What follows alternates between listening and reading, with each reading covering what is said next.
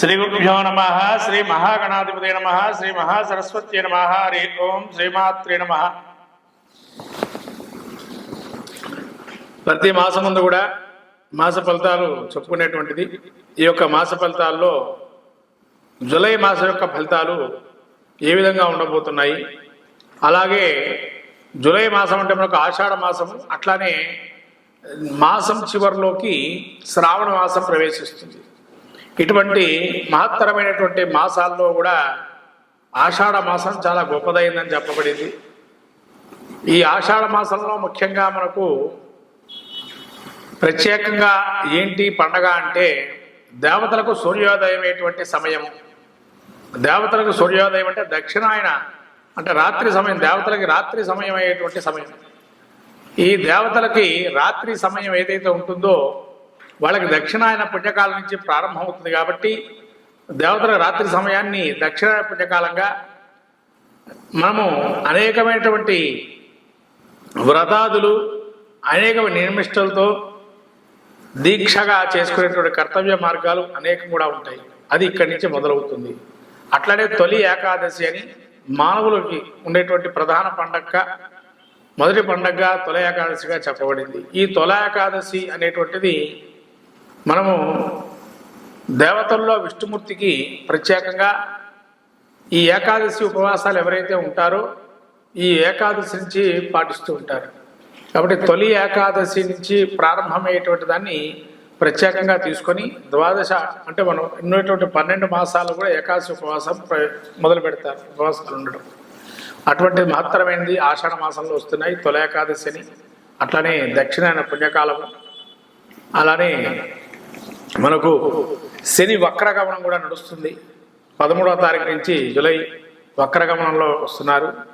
ఇటువంటి మహత్తరమైనటువంటితో పాటు ఇంకా ప్రాంతీయ ఆచారాలను బట్టి కొంత జాతర కావచ్చు, అట్లనే తిరునాళ్ళను కావచ్చు, రకరకాల గ్రామదేవతా ఉత్సవాలు కావచ్చు, ఇవన్నీ కూడా ఆషాఢ మాసంలో ప్రత్యేకంగా జరుగుతాయి.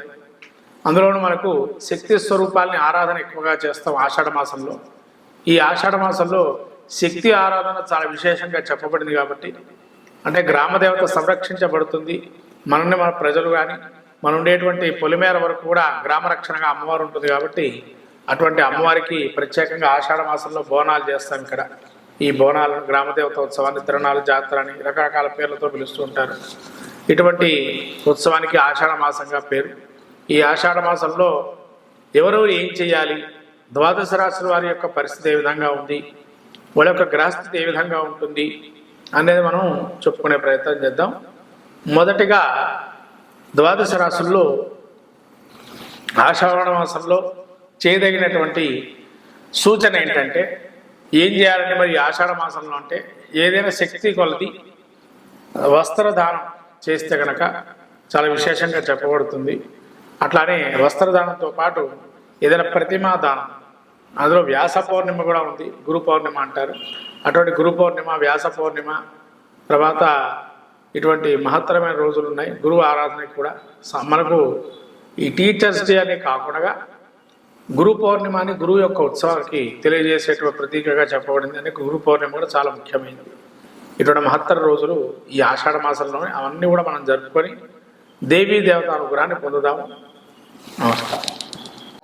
మీన రాశి యొక్క గ్రహస్థితి ఏ విధంగా ఉంది? జూలై మాసం మాస ఫలితాల్లో ఆషాఢ మాసము ముఖ్యంగా పూర్వభద్ర నక్షత్రం 4వ పాదము, ఉత్తరాభద్ర నక్షత్రం 4 పాదాలు, అట్లానే రేవతి నక్షత్రం 4 పాదాలు ఈ యొక్క మీన రాశి. మీన రాశి యొక్క గ్రహస్థితి చూసినట్టయితే జన్మంలో శని వక్రగమనంతో ఉన్నారు.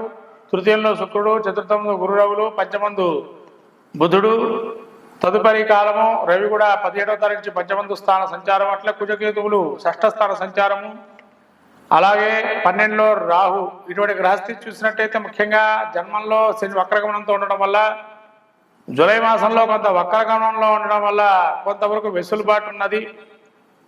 ఇబ్బందులు పడుతున్నటువంటి వారికి కొంత వెంటిలేటర్ నుంచి బయటకు వచ్చే అవకాశం అనుకోండి. ఇది శని కొంత మిమ్మల్ని జన్మంలో ఉండేటువంటి శని బాధింపబడుతున్నారు కాబట్టి కొంత మంచి ఫలితాలు వచ్చే అవకాశం ఉంటుంది జూలై మాసంలో 13వ తారీఖు తర్వాత వక్రగమనంలో శని ఉండడం వల్ల. అలానే ఈ యొక్క రాహు 12లో ఉన్నాడు, నిరాశ నిస్పృహ అత్యాశకు పోతారు. కానీ అక్కడ గ్రహించే విషయమైనా అత్యాశకు పోవటం ఎందుకు, ఉన్న దానిలో సంతోషపడతాం, వచ్చింది కదా వచ్చిన దాంతో తీసుకుందాం అని ఆలోచనతో ఉంటారు. తృతీయంలో శుక్రుడు వల్ల కొంత వ్యాపారంలో కానీ, భాగస్వామ్య వ్యాపార పక్షంలో కానీ, కార్యక్రమాల్లో కానీ కొంత వ్యతిరేక భావనలు ఉంటాయి. తోబుట్టువుల వల్ల కూడా సొంత వాళ్ళే తోబుట్టువులు వ్యతిరేకించే అవకాశం ఉంటుంది మీ యొక్క ఉన్నతిని. అలానే చతుర్థమందు గురువు రాహులు, అర్ధాష్టమంలో గురువుడు రవి ఉండడం వల్ల కొంతవరకు ఈ రవి చతుర్థమం సంచారం చేస్తుండడం వల్ల సౌఖ్యాల హీనము, సంతానం వల్ల కావచ్చు కొంత ఇబ్బంది కలుగుతుంది. అలానే గురువు కూడా చతుర్థమందు ఉండడం వల్ల మానసికమైన ఆలోచనలు కొంత ఇబ్బందికరంగా ఉంటాయి. ఇది నా జీవితమేనా అని ఒక స్థాయిలోకి వచ్చే అవకాశం ఉంటుంది. అలానే పంచమంలో బుధుడు ఈ విధంగా పంచమంలో ఉండడం వల్ల కూడా కొంత సమయస్ఫూర్తి ఆలోచన కోల్పోతారు.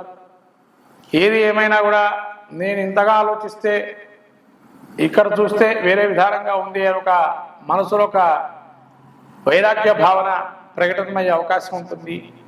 కుజకేతులు 6లో ఉండడం వల్ల శత్రు సమూలంగా నాశనం చేసే అవకాశం ఉంటుంది. ఏదైనా రుణం తీసుకునే ప్రయత్నం చేస్తారు, కనీసం రుణం తీసుకురన్నా ప్రయత్నం చేసి పైకి వద్దామని ఆలోచనతో ఉంటారు. అట్లా రుణం కూడా తీసుకునే అవకాశం ఉంటుంది. కాబట్టి ఏదైనా ఒక కార్యక్రమం చేయాలి అంటే రుణం చేయకుండా ఎవరు ఏ కార్యక్రమం చేయరు. కాబట్టి రుణాన్ని తీసుకొని ముందుకు వెళ్ళే ప్రయత్నం చేస్తారు. అలానే విద్యార్థులకి కొద్దిగా కష్టంగా పాస్ అవ్వడం కష్టం కాబట్టి 1-2 సార్లు చదువుకోవటం మంచిది.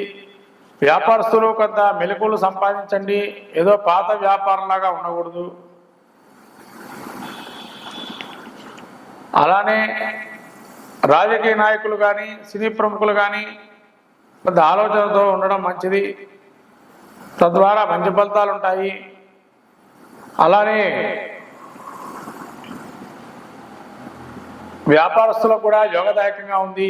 అంటే మెలకువలు నేర్చుకోవడం వల్ల మొత్తం మీద మీన రాశి వారికి కొంత అనుకూల ప్రతికూల అంశాలతో 30% 40%లో బాగుంది, మిగతా 60% బాగాలేదు. కాబట్టి ఈ మీన రాశి వారు నవగ్రహ స్తోత్రపరం గ్రహపీఠార స్తోత్రం కానీ, రాబోయే ఆషాఢ మాసంలో అమ్మవారి నవరాత్రులు బ్రహ్మచర్యంగా ఉండి మంచిగా దీక్షగా తొలయాకాదశి కానీ, పౌర్ణమి వ్యాస పౌర్ణమి కానీ, గురు పౌర్ణమి కానీ, శ్రావణ మాసంలో వచ్చేటువంటి వారాల్లో కానీ, రాబోయేటువంటి మాసం అంత అమూల్యమైన మాసాలు, వాటి యొక్క పుణ్య దినాలు అనేకం ఉన్నాయి. వాటిని అంతా ఆచరిస్తూ దైవిక ఆరాధనలో ఉండి దైవిక సంకల్పంతో దేవుడా మీరే అనుగ్రహం కలిగించాలని చెప్పి మంచి సంకల్పంతో ప్రతినిత్యము దేవతారాధన చేయటం వల్ల ఆ స్వామి అనుగ్రహం వల్ల కష్టాలు నల్లేరమైన నడకలాగా కొద్దిగా ముందరకు వెళ్తూ ఉంటాయి. ఇది గ్రహించి ముందరకు వెళ్ళడం మంచిది.